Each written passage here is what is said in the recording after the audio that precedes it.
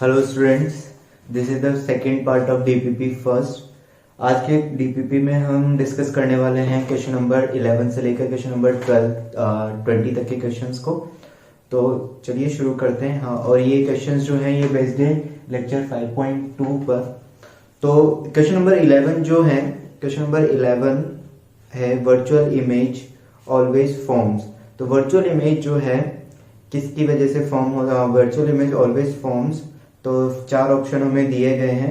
पहला ऑप्शन दिया हुआ है in front of mirror, B option दिया है in front of behind the mirror, C option दिया हुआ है कैन नॉट से एनीथिंग, और डी ऑप्शन दिया हुआ है बिहाइंड द ऑब्जेक्ट। तो जो वर्चुअल इमेज होगी वो हमेशा मिरर के पीछे बनती है, ये चीज हमेशा ध्यान रखना।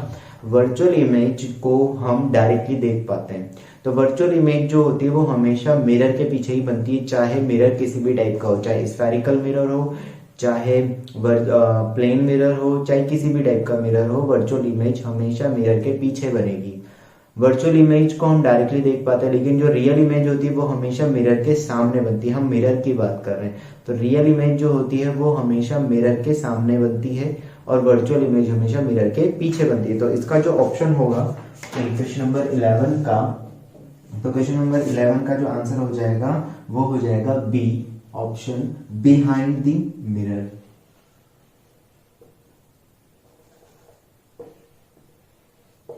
बिहाइंड द मिरर ये हो जाएगा। क्वेश्चन नंबर 12, क्वेश्चन नंबर 12 दिया हुआ है आपको, एक मिरर दिया हुआ है।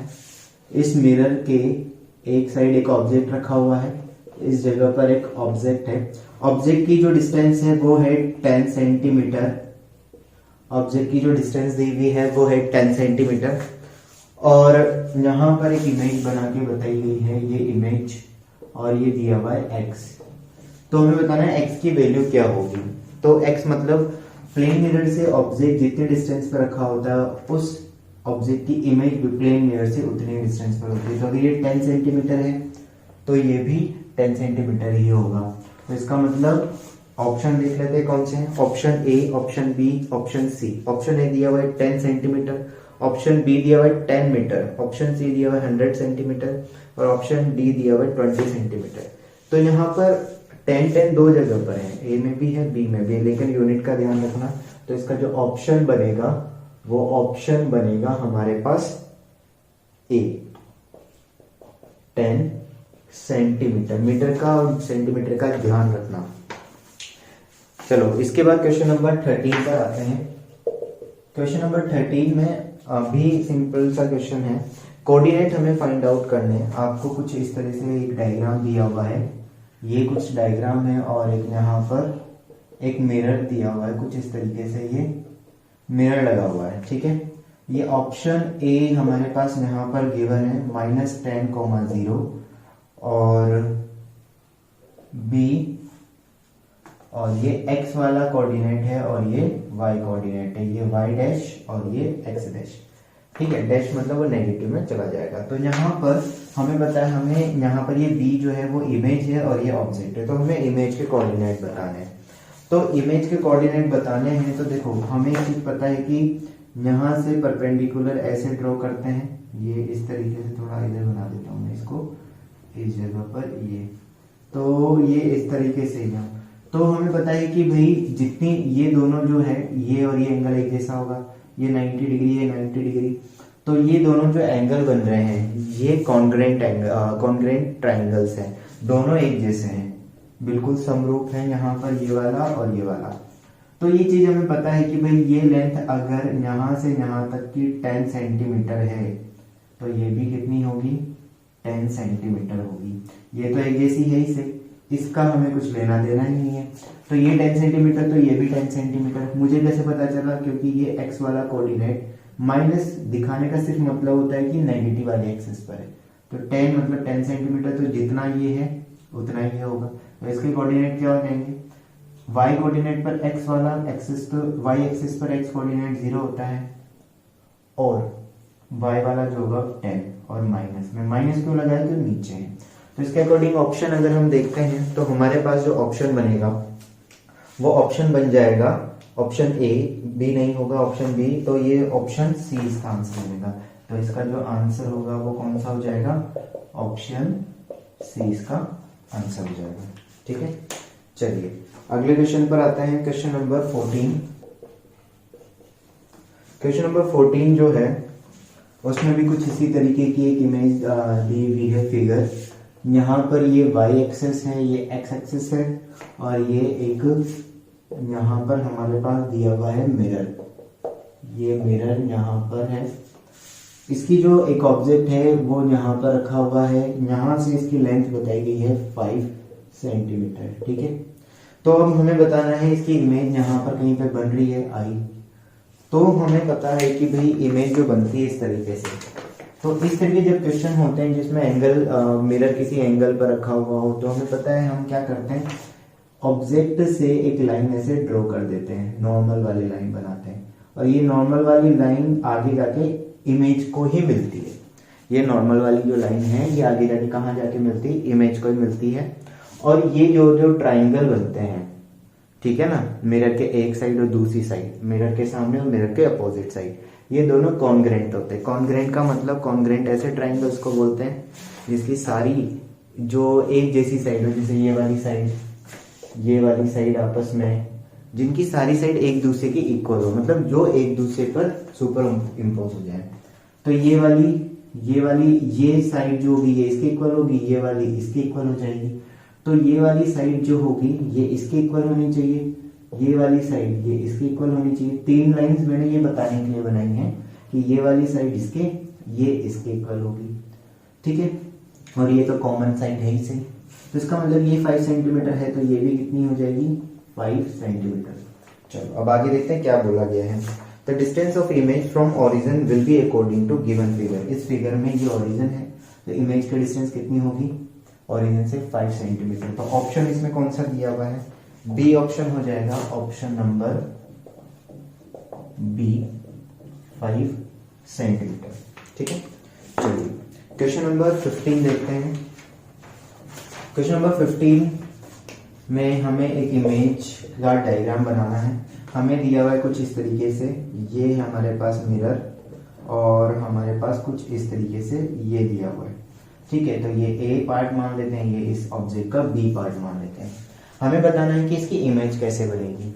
ठीक है, तो देखो इसको इमेज बनाने का जो तरीका होता है वो आप ऐसे समझ लो कि भाई सपोज थोड़ी देर के लिए मैं मान लेता हूं कि ये 5 सेंटीमीटर पर है। ये वाली जो है ए वाला जो पॉइंट है, ये ए पॉइंट यहाँ पर 5 सेंटीमीटर पर है, और ये वाला जो पॉइंट है ये है सपोज 8 सेंटीमीटर पर। तो ए पॉइंट की इमेज जो बना लो, ए पॉइंट की इमेज इसके जस्ट सामने इसी जगह पे बनेगी, कितने सेंटीमीटर पर, ए पॉइंट की। ए पॉइंट और बी पॉइंट की बन गई, इसके बाद तो पूरा इसके इस तरह से स्ट्रेट लाइन बना देंगे। तो ए पॉइंट की जो इमेज है वो 5 सेंटीमीटर की डिस्टेंस पर, 5 सेंटीमीटर, और बी कितनी डिस्टेंस पर है मिरर से, 8। तो ये इधर बनना चाहिए, ना कि इधर। इधर तो 8 तो ना आएगा, अगर इससे 8 मेजर करेंगे तो इधर कहीं बनेगा, तो ये 8 सेंटीमीटर पर इधर। ठीक है, तो यहाँ पर हमारे पास जो लाइन बनेगी ये इस तरीके से। अब क्या करना है, ए की इमेज भी हमारे पास आ चुकी है और बी की इमेज भी हमारे पास, ए और बी दोनों की इमेज हमारे पास आ चुकी है। तो ए और बी की इमेज आ चुकी है, तो इस लाइन पर इस ऑब्जेक्ट के जितने भी पॉइंट्स होंगे सबकी इमेज बनाएंगे।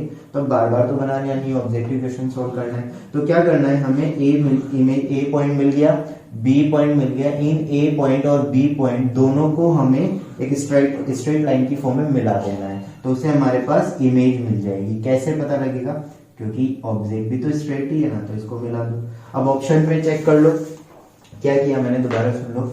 जो ऑब्जेक्ट इस तरह से, अगर कोई इंक्लाइन ऑब्जेक्ट दिया हुआ है और उसकी इमेज पता करनी है, तो उसके कोई 2 पॉइंट ले लो, स्टार्टिंग वाला पॉइंट और एंड पॉइंट। स्टार्टिंग वाले पॉइंट की इमेज बना लो, पास में है तो पास में, दूर है तो दूर यहाँ पर बन जाएगी। तो यहाँ पर अब जो 2 पॉइंट मिल गए, इन दोनों पॉइंट्स को मिला के एक स्ट्रेट लाइन से मिला दो बस, तो ये इमेज आ गई।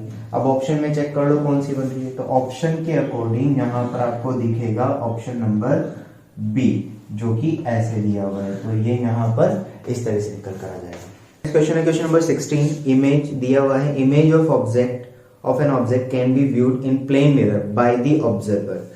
एक इमेज किसी भी प्लेन मिरर के सामने एक ऑब्जेक्ट रख दिया गया है, सपोज यहाँ पर एक प्लेन मिरर है और इस प्लेन मिरर के सामने एक ऑब्जेक्ट को रखा हुआ है, तो इसकी इमेज यहाँ पर बन रही होगी। इस जगह पर ये ऑब्जेक्ट है और ये इमेज है, इसकी इमेज यहाँ पर बन रही, तो इमेज ऐसे ही बन रही होगी, यहाँ से रेज जा रही होगी कई सारी, ठीक है ना, और ये वापस से रिफ्लेक्ट होके आ रही होगी, ये तो इधर रिफ्लेक्ट हो जाएगी और ये वाली है इधर रिफ्लेक्ट हो जाएगी, तो पीछे मिलाओगे तो इधर कहीं पे ये ऐसे मिलेगी, तो ये इधर मान लेते हैं कि ये इधर और ये इधर। तो किसी भी पर्सन को अगर इस ऑब्जेक्ट की इमेज देखनी है तो अगर मान लो सिर्फ यहीं तक है ये मिरर सिर्फ, तो ये रे यहाँ इसके आगे तो रिफ्लेक्ट हो नहीं सकती, तो ये वाला क्या हो जाएगा, तो ऑब्जेक्ट अगर पर्सन जो है इस रीजन में है तो ही इसको ये इमेज दिखाई देगी। अगर ये ऑब्जेक्ट पर्सन जो है इस रीजन में है तो ही उसको ये ऑब्जेक्ट की इमेज दिखाई देगी, अदरवाइज इमेज नहीं दिखाई देगी। तो इसका मतलब ये, और इसको क्या बोलते हैं इस पूरे व्यू फील्ड को, फील्ड ऑफ व्यू, जहां पर हमें दिखाई दे इमेज। तो इसका ऑप्शन क्या बन जाएगा, इफ ए दिया हुआ he lies in the field of view, B दिया हुआ he lie outside the field of view, C दिया हुआ he can view from anywhere, और डी नन ऑफ दी। इसका ऑप्शन जो होगा बी हो जाएगा ही, सॉरी इसका ऑप्शन हो जाएगा A, he lies in the field of view. Field of view में ये मिल रहा है, फील्ड ऑफ व्यू जो है ना उसके अंदर अगर पर्सन आ रहा है तो उसको, उस पर्सन को इस ऑब्जेक्ट की इमेज आराम से दिखाई देगी। ये फील्ड ऑफ व्यू वाला कॉन्सेप्ट भी आपने पढ़ा होगा। चलिए क्वेश्चन नंबर 17 देखते हैं। क्वेश्चन नंबर 17 में दिया हुआ है आपको, थोड़ा सा न्यूमेरिकल वाला जो क्वेश्चन है थोड़ा देखते हैं उसको। आपको दिया हुआ है यहाँ पर एक लाइन है और एक मिरर यहाँ पर दिया हुआ है कुछ इस तरीके से, इस मिरर की लेंथ भी आपको बताई गई है और एक इस तरीके से लाइन ऐसे यहाँ पर दी हुई है, ठीक है। इसको थोड़ा और नीचे तक एक्सटेंड कर देते हैं। ये यहाँ से लेकर यहाँ तक मिरर है, ये है ऑलमोस्ट 3 मीटर का बताया गया है और यहाँ से लेकर यहाँ तक की लेंथ है 1 मीटर, ठीक। यहाँ पर कोई ऑब्जेक्ट रखा हुआ है, एक ऑब्जेक्ट यहाँ रखा हुआ है, ये ऑब्जेक्ट ही है और इसकी डिस्टेंस आपको दी हुई थी 2 मीटर और यहाँ से ये जो लेंथ है ये है 1 मीटर, ठीक है। अब एक पर्सन जो है, ये पाथ है एक्चुअली, ठीक है, और एक पर्सन जो है वो इस पाथ पे चल रहा है, इस पे चल रहा है।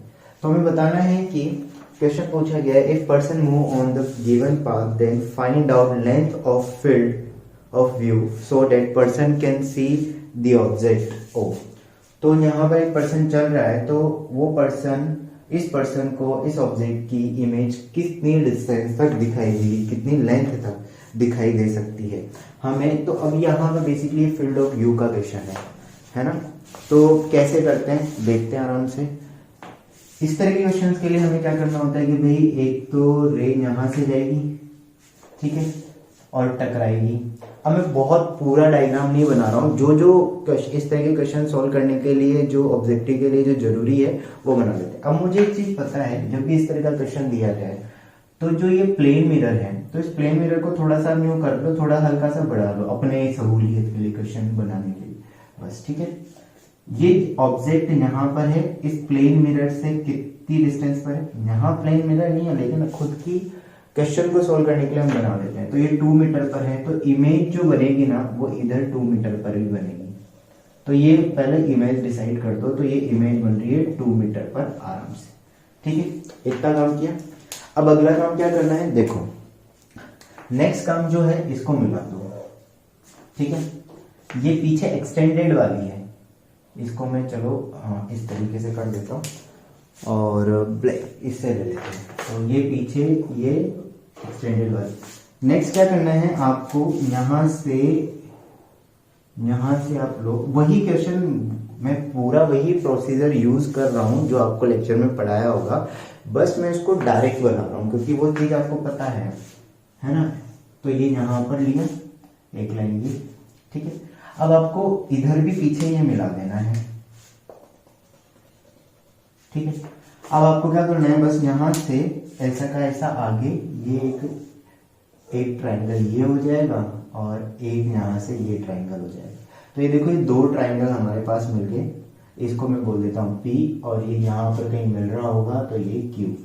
तो देखो ये ट्राइंगल कौन सा ले रहा हूँ मैं, क्या किया मैंने, ये इमेज बनाई, इस इमेज और इसका जैसा एक ट्राइंगल यहाँ था वैसा यहाँ बना दिया, इसको यहाँ मिलाया, एक रे यहाँ एंड पॉइंट पर, एक रे यहाँ पर मिलाई, इधर पीछे एक्सटेंड कर दी इसको, बस जैसी ये थी ऐसी, इसको फिर आगे बढ़ा के कहीं पर मिला दिया। तो देखो अब हमें निकालना है कि ये वाली पोर्शन निकालना है कि ये कितना होगा, ये वाला जो गैप है ये लेंथ कितनी होगी।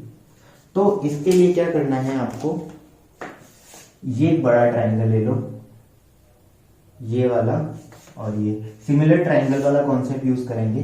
तो सिमिलर ट्राइंगल वाला कॉन्सेप्ट यूज करना है आपको सिंपली, और कुछ नहीं करना। तो ये इसको ले लेते हैं हम x, यहाँ से यहाँ तक की लेंथ को, और ये ऊपर से यहाँ वाली लेंथ जो है इसको यहाँ तक के लिए मैं y कंसिडर कर लूंगा। तो अब देखना ये वाला जो, इसको O बोल देते हैं, तो ये वाला जो है और इसको मैं बोल देता हूँ A यहाँ पर, ठीक है, और ये B, इसको हम C ले लेते हैं। तो ये वाला ट्राइंगल देखो, ये पूरा ट्राइंगल, ये पूरा ट्राइंगल और एक ये वाला ट्राइंगल, ये पूरा ट्राइंगल और एक ये पूरा ट्राइंगल, ये दोनों आपस में सिमिलर है। ये सिमिलर है तो इसके लिए हम क्या लिख सकते हैं, x इस बड़े ट्राइंगल के लिए लिखता हूं पहले मैं, इस पूरे बड़े ट्राइंगल के लिए, तो ये x साइड डिवाइडेड बाई यहां से लेकर यहां तक की साइड, ठीक है।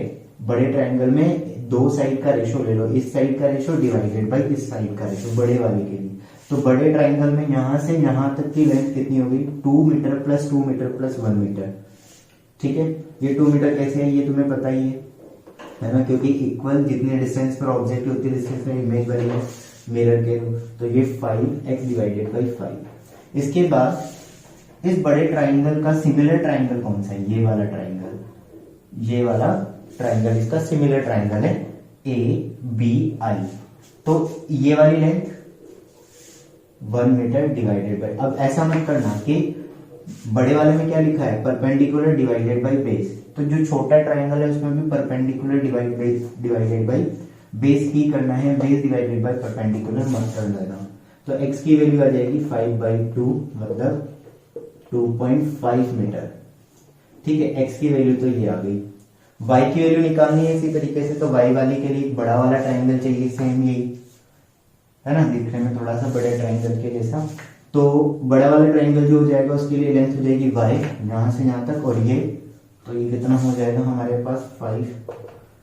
उसके बाद छोटा ट्राइंगल कौन सा होगा, ये वाला छोटा, ये यहां से लेकर यहां तक तो बड़ा ट्राइंगल, और छोटा वाला ये ट्राइंगल। तो छोटे वाले ट्राइंगल के लिए यहां से लेकर यहां तक की लेंथ परपेंडिकुलर कितना हो गया 4, और बेस कितना हो गया 2।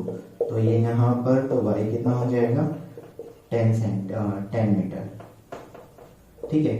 तो हमें लेंथ चाहिए, तो लेंथ ऑब्जेक्ट, ये फील्ड ऑफ व्यू कहां से कहां तक है, इस जगह तक, ये फील्ड ऑफ व्यू है। तो ऑब्जेक्ट पर्सन जब इसमें एंटर करेगा तो ही दिखाई देगा, तो कितनी लेंथ तक दिखाई देगा, तो लेंथ जो हो जाएगी वो हो जाएगी y माइनस एक्स, मतलब 10 माइनस 2.5, तो कितना हो जाएगा 7.5 मीटर।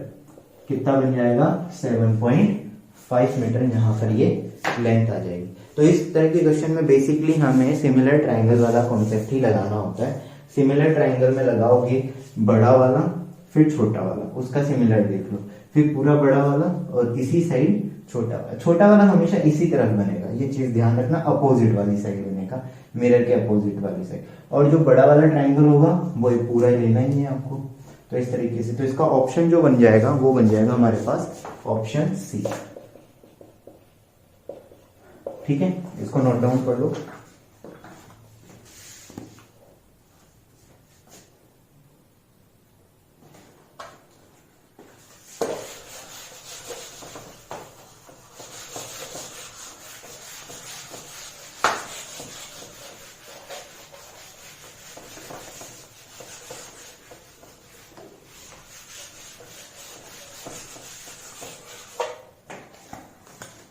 अगला क्वेश्चन है क्वेश्चन नंबर 18।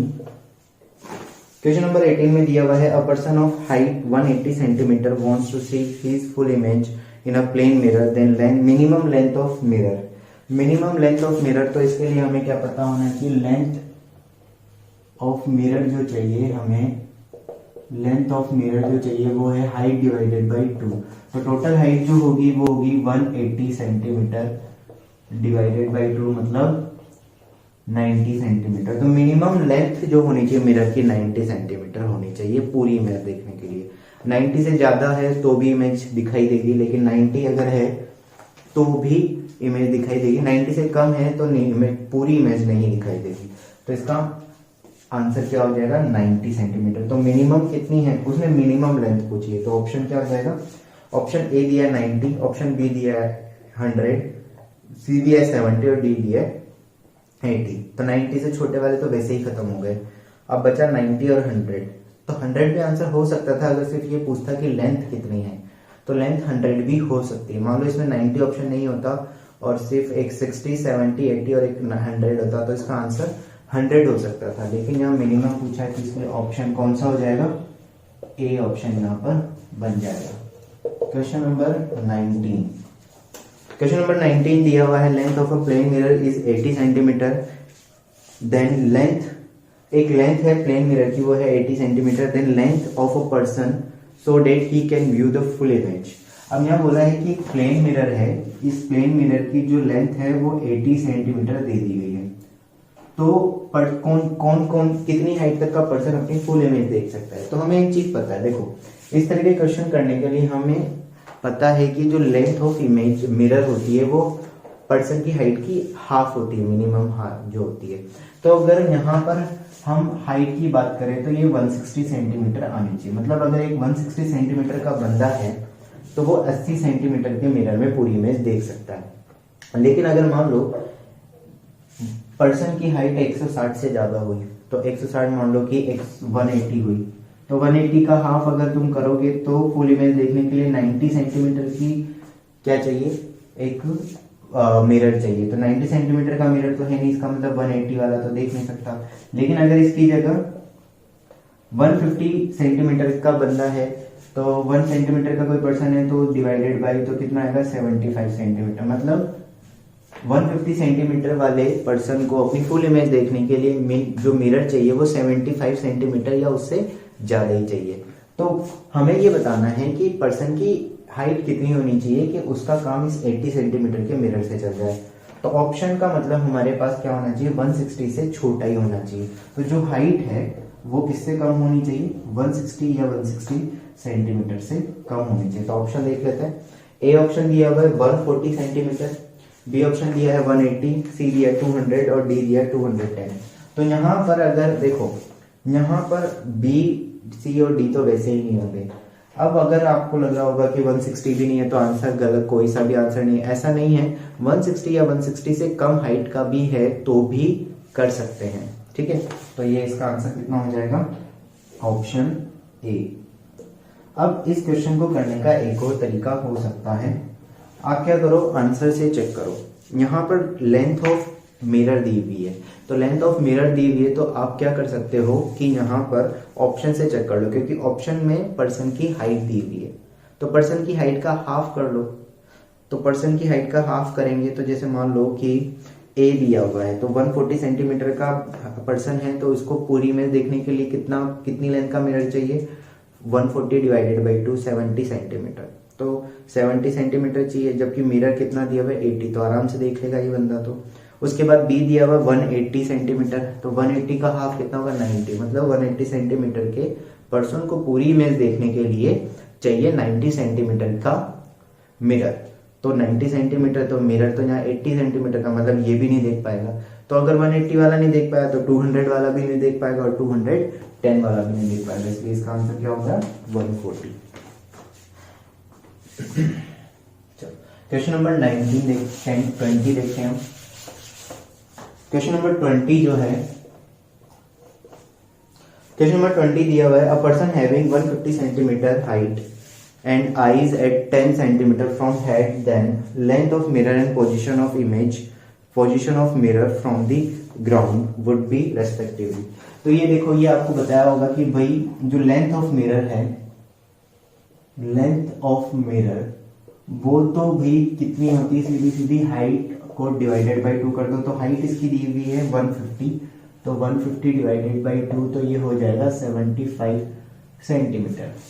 और जो पोजीशन है फ्रॉम द ग्राउंड, ये पोजीशन बताई गई है ग्राउंड से, position of mirror from ground, तो ग्राउंड से जो ये मिरर की पोजीशन बताई है, तो उसके लिए हम क्या करते हैं, हमें बताया गया था कि लेंथ जो पर्सन होता है, तो पर्सन की जो टोटल हाइट ले लो, ठीक है, टोटल हाइट, और उसमें से जो ये आईज की हेड से आईज की जो लेंथ है उसको माइनस कर देते हैं हम ये, ठीक है।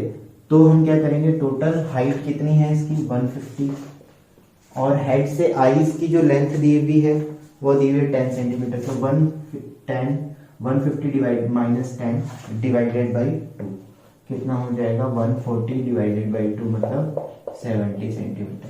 तो जो मिरर होगा उसको हमें कहाँ रखना पड़ेगा, ग्राउंड से 70 सेंटीमीटर ऊपर रखना पड़ेगा, और जो मिरर की हाइट लेंथ होगी वो कितनी होगी, 75 सेंटीमीटर। तो कितना हो जाएगा आंसर, देखो रेस्पेक्टिवली बताना है। तो पहले इसने पूछा है एक्चुअली लेंथ, तो लेंथ तो आएगी 75 और पोजीशन आएगी 70, तो 75,70 ऑप्शन होना चाहिए, तो सी ऑप्शन यहाँ पर बन जाएगा। तो ऑप्शन इसका क्या बन जाएगा, सी बन जाएगा, ठीक है। तो आज के वीडियो में हमने पार्ट 2 जो है क्वेश्चन नंबर 11 से लेकर क्वेश्चन नंबर 20 तक के सॉल्यूशंस देखे। आपको 2 क्वेश्चन बोनस में दिए हुए होंगे, उसको मैं अगली वीडियो में बोनस जो क्वेश्चंस दिए हैं क्वेश्चन नंबर 21 और क्वेश्चन नंबर 22 को हम बोनस वाले जो क्वेश्चन है उसको नेक्स्ट वीडियो में डिस्कस करेंगे। तब तक के लिए थैंक यू।